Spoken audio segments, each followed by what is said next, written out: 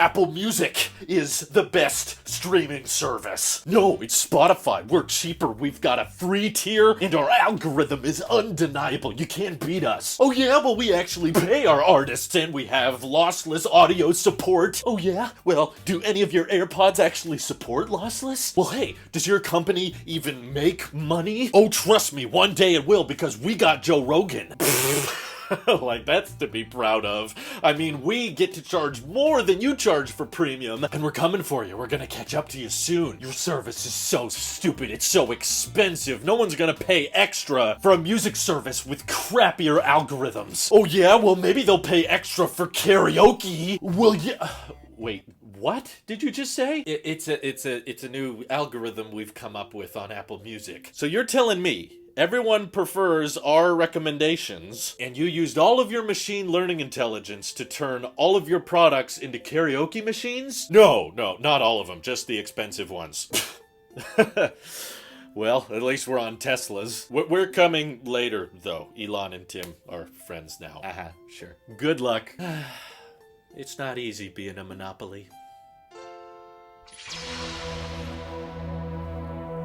We gotta give some credit to the software team. I'm sure Craig may have had something to do with this feature, but Apple found a pretty intelligent way of making instrumental versions of most of Apple Music, which is kind of cool. So this is not rolled out for the public yet, but if you have Apple Music and you're on iOS 16.2, which only certain people on the beta program have access to right now, certain songs have this feature where you activate the lyrics function, which is not new. You know, it just highlights the words as the singer is singing them. You get this extra little button, which acts kind of like the iOS volume indicator, except this indicator actually lets you change the volume of the vocals of the song, and the words as you're singing them will highlight directly in correlation with how the singer is singing them, instead of just highlighting one line at a time. And it appears to work pretty well. For the record, yes, I did get Apple Music, but I didn't have to pay for it because Shazam was offering this crazy promo, which I was like, I need to take advantage of this because everyone wants to hear Drew sing. You know, I thought it'd be really cool to put it on the big screen and we can maybe have lots of people in the house sing back and forth and what have you. But then I, of course, discovered Apple is being an Apple about things and decided that this new Apple Music Sing functionality requires the power of the A13 chip. I'm not joking, as much as that sounds like I'm kidding. Yes, that means that all of the A12 chip equipped Apple TVs that people have been buying for the past year are not capable of utilizing this feature, which yes, that's the type of Apple TV we have. So if you want Apple Music Sing on the big screen, you gotta buy a new Apple TV, the one that has an A15 chip in it, because I guess that chip has the machine learning engine or the machine learning cores, whatever it is, to handle the insane performance of karaoke. So I thought, oh well, that's a little bit annoying. Maybe I can put it on the next biggest screen in my house, the iMac Pro. But no, this feature did not come to Mac OS and obviously not watchOS, but they did bring it to the iPhone, the iPad, and the Apple TV, assuming you have an A13 chip or better. So that's right, even my iPad Pro, which has an A12X chip capable of running Stage Manager. We fought for that one and we won that battle. But no, the A12X does not have the proper hardware to handle Apple Music Sing, which makes me cringe a little bit, but ultimately I just kind of have to respect how confident Apple is with thinking that people might actually upgrade their hardware for this feature. Like, they're directly advertising it, desperately trying to come up with features that they can brag about being better at Spotify than, and this is what they came up with, but they're like, yeah, you know, getting that text to highlight just right, and maybe it's like processed on the device. This can't be just data that they bake into the songs themselves. It has to be data that takes advantage of like Dolby Atmos on the device and allows you to specifically lower the vocals and just have the instrumentals going. It is kind of impressive how well it works. You know, I've used karaoke machines and karaoke stuff in the past, and usually you get a knockoff version of the song for it to be instrumental. You don't get those real instruments and you don't get the real sound of the music. So if you do like those sing-along things, it's kind of nice that you're not getting a knockoff, like you're getting the original tunes. It's just like you're opening the music app and listening to a song and boom, you can just say, please no vocals now, or just a little bit of vocals. And it's still a little bit buggy, like it it doesn't react instantly, but I will admit it does work pretty well. But should you buy a new iPad or iPhone or new Apple TV just to access this feature?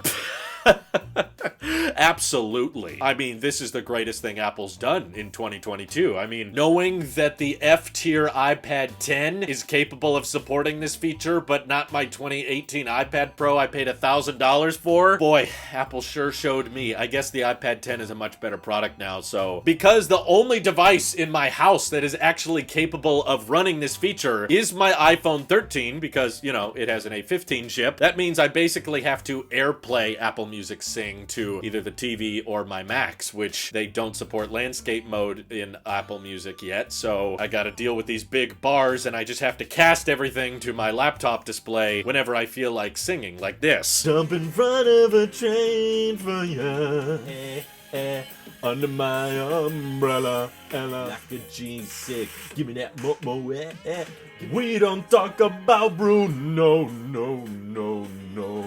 New lease on life took my soul down to the water, mama.